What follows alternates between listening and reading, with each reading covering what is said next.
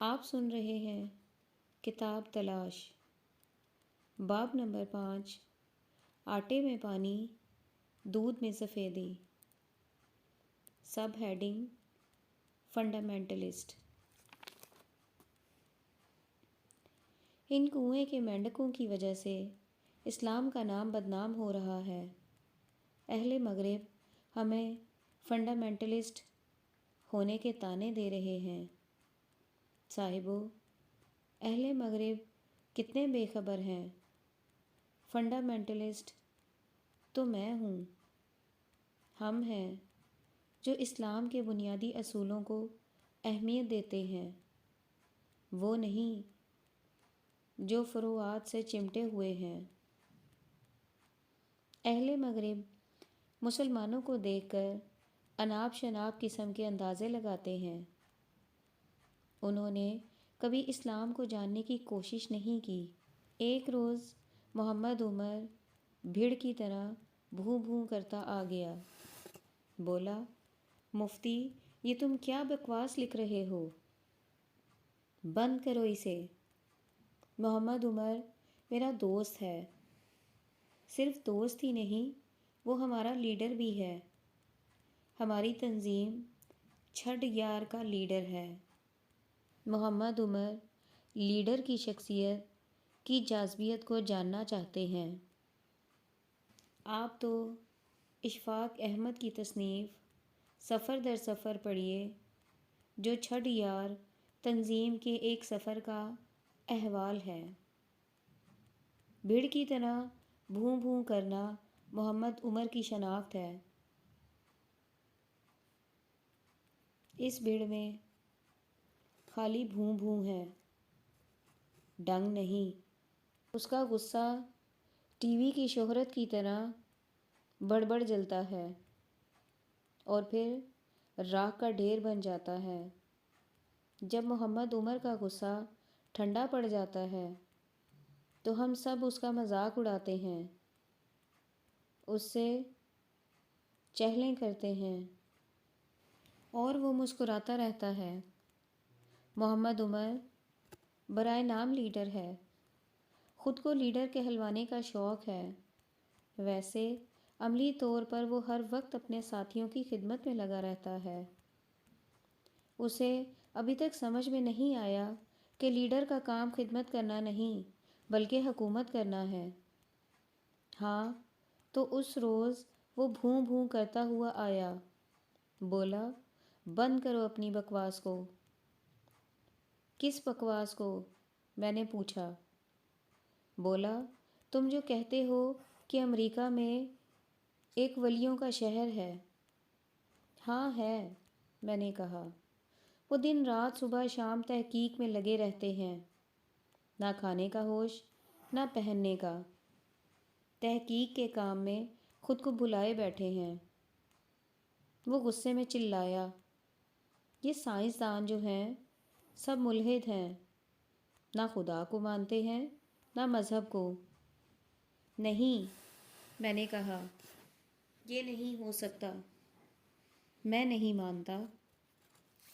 کیا نہیں ہو سکتا؟ وہ چلایا۔ جس نے اللہ کی کائنات کی ایک جھلک دیکھ لی، وہ ملحد نہیں ہو سکتا۔ جس کے دل میں کائنات کی عظمت کا نقش بیٹھ جائے، وہ اللہ کی عظمت، اس کا لا شریک اور قادر مطلق ہونا میری نسبت بہتر طور پر سمجھتا ہے۔ سب ہیڈنگ سر جیمز جینز۔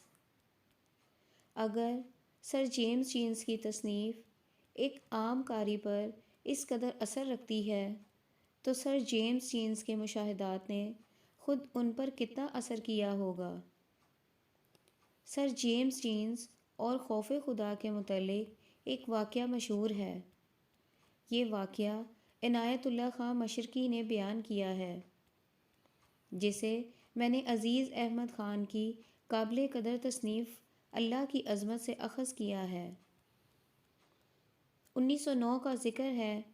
اتوار کا دن تھا، ہلکی ہلکی بارش ہو رہی تھی۔ علامہ مشرقی کسی کام کے لیے باہر نکلے تو دیکھا کہ مشہور ماہر فلکیات سر جیمز چینز چرچ کی طرف جا رہے ہیں۔ علامہ مشرقی یہ دیکھ کر حیران ہوئے، کیونکہ عام طور پر بڑے سائنسدان مذہبی رسومات کے قائل نہیں ہوتے۔ علامہ مشرقی نے بڑھ کر سر جیمز چینز کو مؤدبانہ سلام کیا۔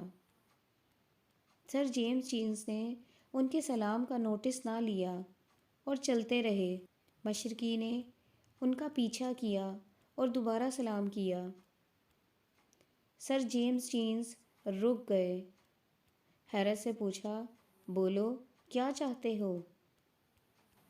اہل مغرب بے مقصد ادب و احترام سے بھرے سلام سے واقف نہیں ہوتے۔ وہ سمجھتے ہیں کہ سلام کرنے والے کا کوئی مقصد ہوتا ہے۔ اس لیے سر جیمز نے کہا، بولو کیا چاہتے ہو؟ مشرقی نے کہا، 2 باتیں عرض کرنا چاہتا ہوں۔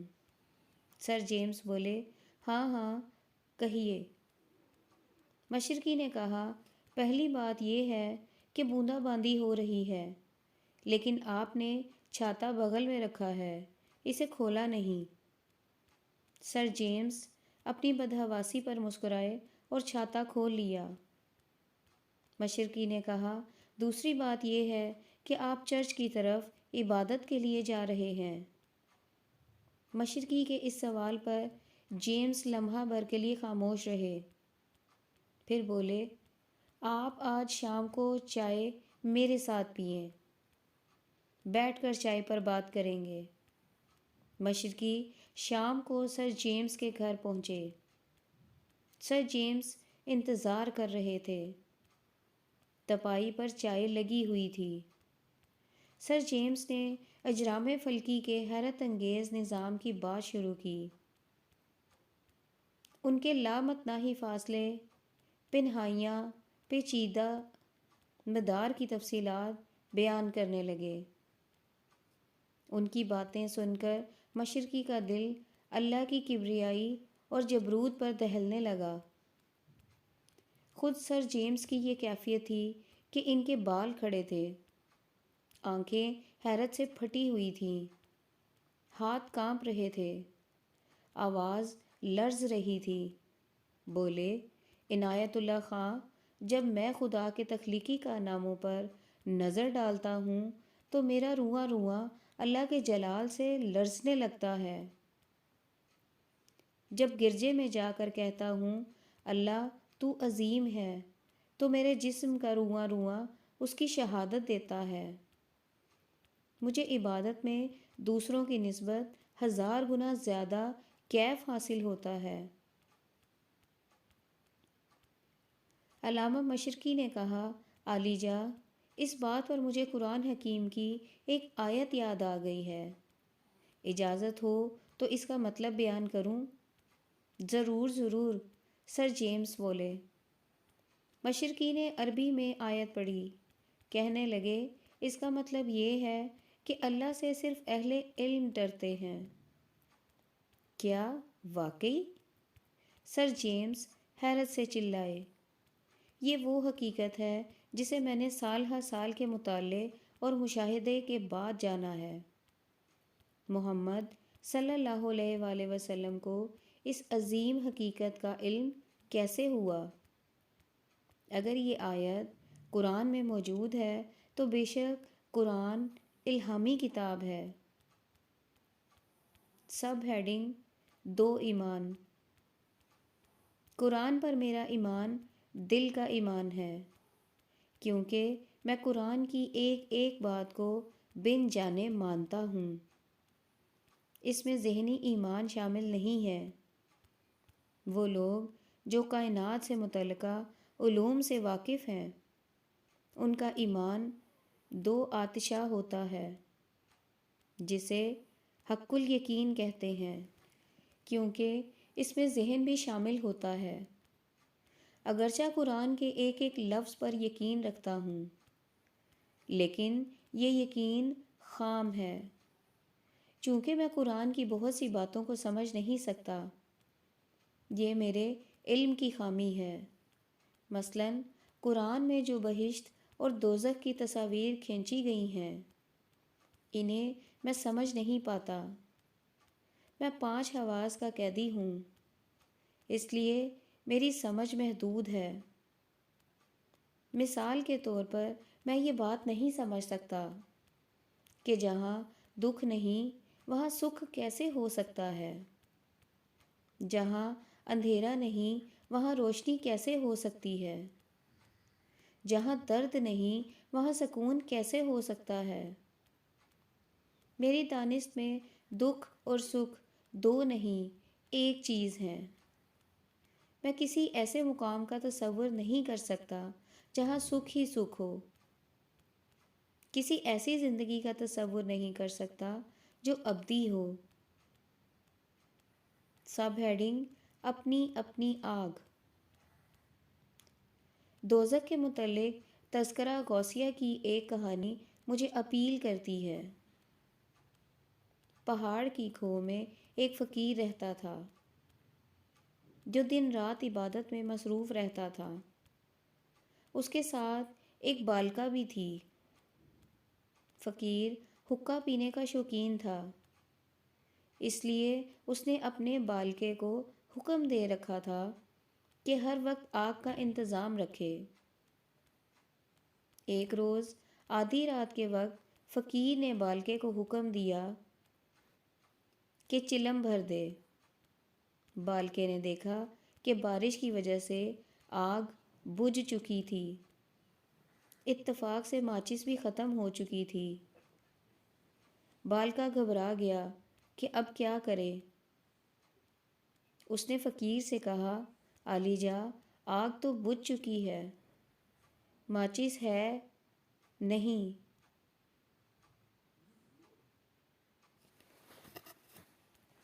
ماچس ہے نہیں کہ سلگا لوں، فرمائیے اب کیا کروں؟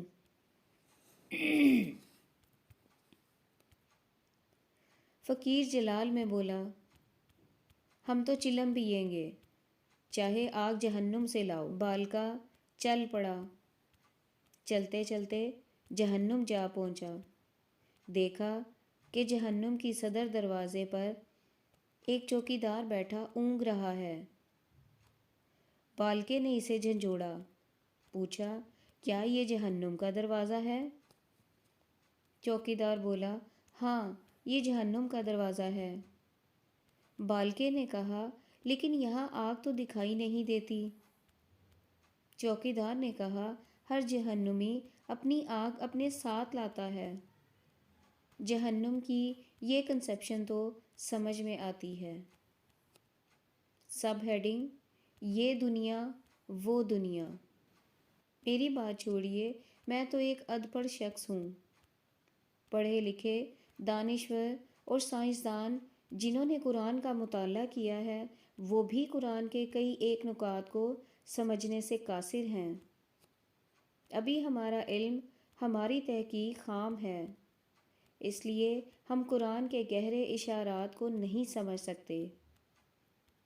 آج کے سائنسدان اور محقق قرآن کی ایک اور خصوصیت کو حیرت سے دیکھتے ہیں۔ ان کا کہنا ہے، عام طور پر مذہبی کتابیں اس دنیا اور زندگی کو اہمیت نہیں دیتیں۔ کہتی ہیں، اس دنیا سے منہ موڑ لو، یہ دنیا ایک بصری دھوکہ ہے، ایلوژن ہے، دیکھنا چاہتے ہو تو آنکھیں موند لو، یہ زندگی فانی ہے، اسے حقیقت نہ سمجھو۔ اس کے برعکس قرآن اس دنیا اور زندگی کو اہمیت دیتا ہے۔ قرآن بار بار ہماری توجہ کائنات کی طرف مبذول کرتا ہے، بار بار کہتا ہے، تم دیکھو تو ہم نے زمین کو کیسے بنایا ہے، آسمان کو کیسے سجایا ہے، دیکھو تو ہم نے زندگی سے بوٹے کیسے اگائے ہیں، تم دیکھو تو صحیح، پھر ان چیزوں پر غور کرو۔ ایک جگہ قرآن کہتا ہے کہ یقیناً خدا کے نزدیک بدترین قسم کے جانور وہ بہرے گونگے لوگ ہیں جو عقل سے کام نہیں لیتے۔ ان کے پاس دل ہیں مگر وہ سوچتے نہیں، ان کے پاس کان ہیں مگر وہ سنتے نہیں، وہ حیوانوں کی طرح ہیں بلکہ ان سے بھی گئے گزرے۔ دوسرے مذاہب کی طرح قرآن یہ نہیں کہتا کہ اس دنیا سے دل نہ لگاؤ، اس دنیا کو تیاگ کر پہاڑ کی کسی کھو پر بیٹھ کر خدا کے نام کا جاپ کرو۔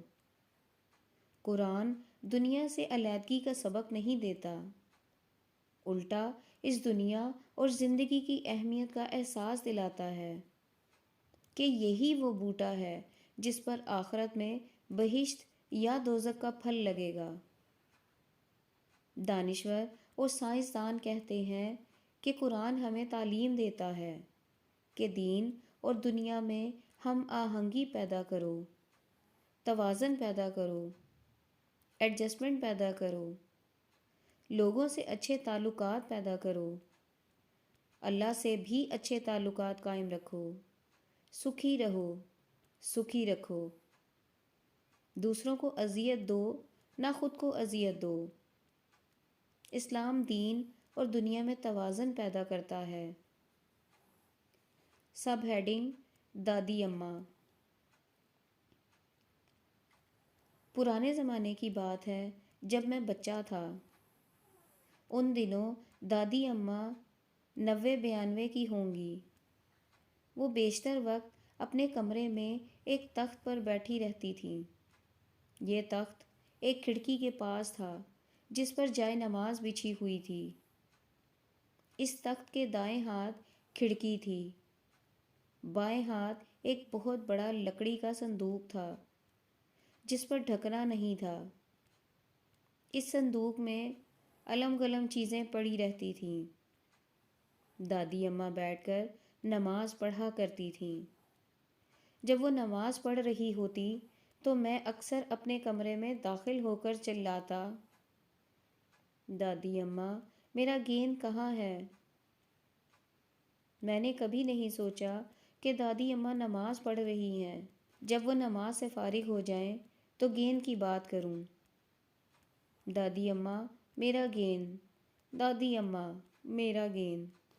سجدے میں جانے سے پہلے دادی اماں کانی آنکھ سے صندوق کی طرف دیکھتی جہاں گیند رکھا ہوتا، پھر وہ جب سجدے میں جاتی تو بایاں ہاتھ صندوق میں ڈال کر گیند اٹھا لیتی اور پھر سجدے سے اٹھ کر وہ گیند میری طرف پھینک دیتی۔ صرف میرے گیند کی بات نہ تھی، جب دادی اماں نماز پڑھ رہی ہوتیں تو باہر صحن سے کوئی خاتون چولہے کے سامنے بیٹھے ہوئے چلاتی، اب میں چاولوں کو دم دے دوں؟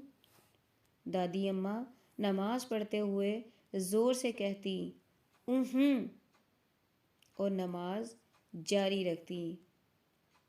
محلے کی بڑی بوڑھیاں دادی اماں کی اس عادت پر ہنسا کرتی تھیں۔ دادی اماں سے مخاطب ہو کر کہتی، نواب بی بی تو یہ کیا کرتی ہے؟ نماز پڑھتے ہوئے یکسوئی کا خیال نہیں رکھتی۔ اس پر دادی اماں ہاتھ چلا کر کہتی، اے ہے صرف اس کی نماز ہی تو ضروری نہیں، اور کام بھی تو ضروری ہوتے ہیں۔ یہ لڑکا گیند کے لیے روتا رہے اور میں نماز پڑھتی رہوں، ایسی نماز کس کام کی؟ اسے نہیں پتا کہ دنیاوی کام بھی ضروری ہوتے ہیں۔ میں تو کہتی ہوں دین اور دنیا ساتھ ساتھ چلتے ہیں، خالی نماز کا چھنکنا چھنکاتے رہو۔ ان دنوں محلے والیاں سب دادی اماں کی باتوں پر ہنسا کرتی تھیں، کہتی تھیں نواب بی بی سٹھیا گئی ہیں۔ اب جو میں سوچتا ہوں تو محسوس کرتا ہوں کہ دادی اماں نے دین اور دنیا میں کتنا سادہ، قابل عمل اور خوشگوار توازن قائم کر رکھا تھا۔ سب ہیڈنگ فقیر چند۔ پرانے زمانے کی بات ہے جب میں سینٹرل ٹریننگ کالج لاہور میں پڑھتا تھا۔ وہاں میرا ایک یار تھا، فقیر چند۔ سبحان اللہ، کیا باغ و بہار آدمی تھا۔ آج 26 سال ہو چکے ہیں، لیکن فقیر چند کی شخصیت کی خوشبو آج بھی میرے ذہن میں محفوظ ہے۔ میں کہتا، فقیر چند یو آر اے لویبل مین۔ جواب میں وہ چلاتا، یار مفتی مجھ سے ہی کہتا رہتا ہے، تو کبھی اسے بھی جا کر بتا کہ میں لویبل ہوں۔ خاک لویبل ہوں، دھرم سے 2 گھنٹے دم ہلاتا رہتا ہوں، پھر کہیں وہ ایک میٹھی نظر ڈالتی ہے اور تو کہتا ہے لویبل ہوں۔ اس زمانے میں سینٹرل ٹریننگ کالج میں نئی کو ایجوکیشن مخلوط تعلیم شروع ہوئی تھی۔ ہمارے ساتھ 6 خواتین ٹریننگ حاصل کر رہی تھیں۔ ان میں سے ایک خاتون کو فقیر چند نے اپنا رکھا تھا۔ وہ روز اپنے رومان کی انوکھی خبر لایا کرتا تھا۔ مثلاً وہ کہتا، یار مفتی سارا دن مزدوری کی، تعریفیں کی، حسن و عشق کے جتنے شعر مجھے آتے تھے سنا دیے، دیوی کو منانے کے لیے آرتی چڑھائی، سیس نوایا، ماتھا ٹیکا، اور پتہ ہے کہ دن بھر کی محنت مزدوری کا کیا انعام ملا؟ سالی نے اپنا ہاتھ میری طرح بڑھا دیا، بولی، یو میں کس اٹ۔ ہے بھگوان، تیری اس دنیا میں اتنا انیائے۔ یار ہمارے بھگوان سے تو تمہارا اللہ ہی بہتر ہے، جو کہتا ہے کہ پسینہ خشک ہونے سے پہلے مزدور کی مزدوری ادا کر دی جائے۔ میں کہتا، یار فقیر چند، یہ تو نے کیسی محبوبہ بنائی ہے، منہ نہ متھا۔ وہ جواب دیتا، ہائے مفتی تو نے اسے نہیں دیکھا، بھگوان کی قسم دودھ کی نہریں چل رہی ہیں وہاں۔ Sub heading party spirit. ایک دن وہ میرے پاس آیا، بڑا سنجیدہ تھا۔ بولا، مفتی وہ جو میں نے تمہارا دھرم اپنا لینے کا فیصلہ کیا تھا نا، آج وہ توڑ دیا ہے میں نے۔ کیوں؟ کیا ہوا؟ میں نے پوچھا۔ کہنے لگا، تمہارے دھرم کا بھید کھل گیا۔ میں نے کہا، کیسے؟ بولا، مولوی صاحب کا وعظ سن کر آیا ہوں۔ کیا کہا اس نے؟ سب گڑبڑ ہے۔ تمہارا اللہ جو ہے وہ تم سے تو کہتا ہے کہ مسلمان بنو، لیکن خود ساری دنیا کا رب بنا بیٹھا ہے۔ یہ کوئی طریقہ ہے بھگوان بننے کا؟ کیوں؟ اس میں کیا ہے؟ میں نے پوچھا۔ ابے تو بھی احمق نکلا، اتنی سی بات سمجھ میں نہیں آ رہی تجھے؟ تیرے اللہ میں پارٹی اسپرٹ نہیں ہے۔ بھائی اگر تو نے ایک پارٹی بنائی ہے مسلمانوں کی، تو مسلمانوں کے بھگوان بنو، مسلمان کی طرف داری کرو، ان کی مدد کرو، دوسروں کی ایسی کی تیسی پھیرو، اور جو تو نے سارے عالم کی رکشا کرنی ہے تو پھر پارٹی کیوں بناتے ہو؟ ان دنوں فقیر چند کی یہ بات میرے دل لگتی تھی۔ صاحبو، ایمانداری کی بات ہے، اگر سچے دل سے دیکھو تو فقیر چند کی بات آپ کے دل کو بھی لگے گی۔ سب ہیڈنگ مثبت تعصب۔ میں سوچا کرتا تھا کہ تعصب منفی بھی ہوتے ہیں، مثبت بھی ہوتے ہیں۔ چلو منفی تعصب برے سے ہی مانے لیتا ہوں، لیکن مثبت تعصب کے بغیر تو گزارا ہی ممکن نہیں۔ اپنے دین کے حق میں تعصب ہوتا ہے، اپنے ملک کے حق میں تعصب ہوتا ہے، چاہے وہ ملک ہمارے ملک جیسا ڈاواں ڈول ہی کیوں نہ ہو۔ پھر اپنی قوم کے حق میں تعصب ہوتا ہے، برادری کے حق میں ہوتا ہے، اپنے خاندان کے حق میں ہوتا ہے، ماں باپ کے حق میں ہوتا ہے۔ یہ تو تقاضا بشریت ہے۔ میں سوچا کرتا تھا کہ اللہ کو بھی یقیناً احساس ہوگا کہ اپنوں کی طرفداری کرنا ضروری ہوتا ہے، پھر وہ اتنی بے نیازی کیوں روا رکھتا ہے؟ کہتا ہے مجھ پر ایمان لاؤ، لوگوں کے ساتھ اچھا برتاؤ کرو، اگر تم نے میرے احکامات پر عمل نہ کیا تو سزا ملے گی۔ خبردار، اس خوش فہمی میں نہ رہنا کہ چونکہ تم مسلمان ہو اس لیے میں تمہاری طرفداری کروں گا۔ لو کر لو بات، خود تو سارے عالم کا رب ہے اور ہم سے کہتا ہے کہ مسلمان بنو۔ اس میں تمہارا اپنا فائدہ ہے، خاک فائدہ ہے جو تو نے ہماری طرفداری نہ کی، اپنوں کو اپنا نہ جانا۔ صاحبو، ساری جوانی میں نے اللہ کو جج کرنے میں گزار دی، اسے کٹہرے میں کھڑا کر لیتا تھا، خود کرسی عدالت پر بیٹھ جاتا اور پھر جرا کرتا رہتا اور وہ مسکراتا رہتا تھا۔ دوستو، مجھ پر یہ الزام نہ دھرو، صرف میں ہی نہیں ہمارے نوجوان اس شغل میں مبتلا رہتے ہیں، اسے کٹہرے میں کھڑا کر لیتے ہیں، خود کرسی عدالت پر بیٹھ جاتے ہیں اور جرا کرتے رہتے ہیں۔ صاحبو، لوگ مجھ سے ملنے آتے ہیں۔ سب ہیڈنگ شکایات ہی شکایات۔ جو بھی آتا ہے اللہ کی شکایت کرتا ہے، چھوٹے چھوٹے گلے شکوے۔ کوئی کھل کر شکایت کا اظہار کرتا ہے، کوئی دبے دبے الفاظ میں، کوئی صاف صاف کہہ دیتا ہے، کوئی کہے بغیر جتا دیتا ہے، کوئی شکر ہے کہ پردے میں اپنی شکایت کو چھپا دیتا ہے۔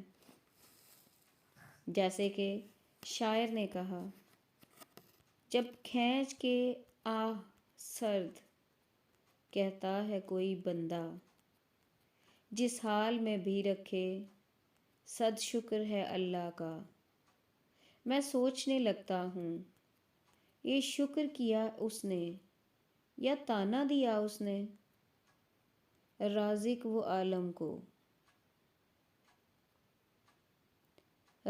دو عالم کو۔ سبھی اس پر گلے کرتے ہیں، شکایات کرتے ہیں، اعتراضات کرتے ہیں، وہ سب کی سنتا ہے اور مسکراتا رہتا ہے۔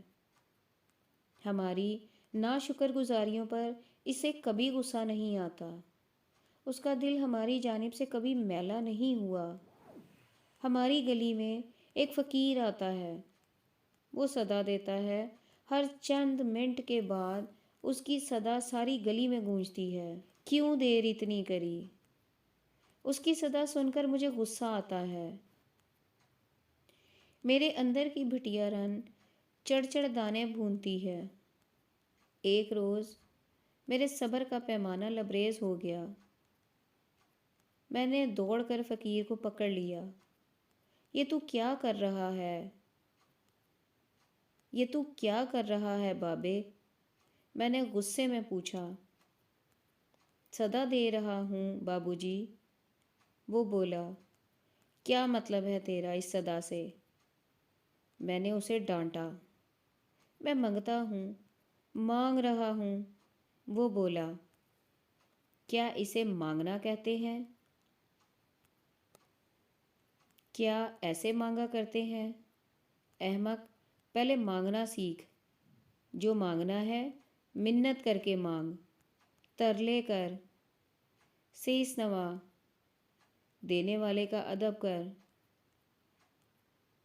احترام کر۔ تو اس کے خلاف شکایت کر رہا ہے، اسے تانے دے رہا ہے۔ میری بار کیوں دیر اتنی کری؟ بے وقوف، دینے والے کی مرضی ہے، چاہے جلدی دے، چاہے دیر سے دے، چاہے کم دے، چاہے زیادہ دے۔ چاہے دے چاہے نہ دے۔ فقیر بولا، جا بابو جا، اپنا کام کر، ہمارے معاملے میں دخل نہ دے۔ مانگنے والا جانے اور دینے والا جانے، تو ماما لگتا ہے۔ میں نے ساری زندگی یہی صدا دی ہے۔ اس نے کبھی نہیں ٹوکا مجھے، کبھی غصہ نہیں کیا، الٹا وہ مجھے دیتا رہا ہے، دیتا رہا ہے۔ سب ہیڈنگ تلخی ہی تلخی۔ پھر وہ لڑکی ہے جو بلا ناغہ ہفتہ وار میرے پاس آتی ہے، بڑی دور سے آتی ہے وہ۔ صبح منہ اندھیرے گھر سے چلتی ہے، 2.5 گھنٹوں کے بعد میرے پاس پہنچتی ہے، آ کر چپ چاپ بیٹھی رہتی ہے، نہ بات اور نہ چیت۔ وہ بڑی خوبصورت ہے، میں اسے گجری کہہ کر بلاتا ہوں۔ عجیب لڑکی ہے وہ، اوپر حسن ہی حسن، اندر تلخی ہی تلخی۔ اتنی تلخی ہے کہ جب وہ بات کرتی ہے تو اس کا سپریسڈ اینگر ہونٹوں سے جھانکتا ہے، پھر اس کے سارے حسن پر پانی پھیر جاتا ہے۔ وہ اللہ کے خلاف غم و غصے سے بھری ہوئی ہے۔ میں اس سے پوچھتا ہوں، بی بی تجھ میں اتنی تلخی کیوں ہے؟ وہ غیظ و غضب سے میری طرف دیکھتی ہے۔ یہ کیا میرا قصور ہے کہ مجھ میں تلخی ہے؟ غصہ ہے، میرے اندر آگ لگی ہوئی ہے، بھانبڑ۔ اور پتہ ہے کیوں؟ یہ بھانبڑ مجھے ورثے میں ملا ہے، ابا نے مجھے یہ تحفہ دیا ہے۔ میرا غصہ ابا کے غصے کے مقابلے میں کوئی حیثیت نہیں رکھتا۔ میرے ابا جب بولتے ہیں تو گھر میں زلزلہ آ جاتا ہے، سارا گھر سہم جاتا ہے، کچن کے برتن بجنے لگتے ہیں۔ اتنا غصہ ہے میرے ابا میں، اور انہوں نے اپنا غصہ مجھے دے دیا ہے ورثے میں۔ اس میں اللہ کا کیا قصور ہے؟ میں پوچھتا ہوں۔ اور کس کا ہے؟ وہ چلاتی ہے۔ اس کے حکم کے بغیر پتہ نہیں ہل سکتا۔ اس نے میرے ساتھ ایسا کیوں کیا؟ میری اور بہنیں بھی تو ہیں، سب ٹھنڈی میٹھی ہیں، ایک میں ہوں کہ بڑبڑ جلتی رہتی ہوں۔